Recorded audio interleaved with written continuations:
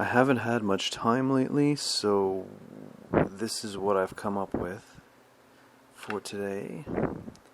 I've got these one-way walls. I've got the, I guess it's a snake block, since you have a series of them and they snake around. And I have the claw, which was a pain in the ass to make. And here I have all the heroes that were supposed to be just costumes in the Super Mario Maker game. The only one I'd be missing would be Mario and Luigi, but Mario I've already made, so when I press play, it takes a moment. Oh, here he is. Doodle-doo-doo. Yeah, and I'm going to have to figure out how to keep him from being all fogged up, or blurry, is what I should say.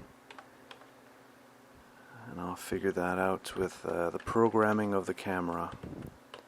Anyway, it's a real mess right now, but it's a work in progress. I just left everything here. I could make some stuff invisible, but whatever. It's just to give you an idea of what my progress is like. Alright, there you go.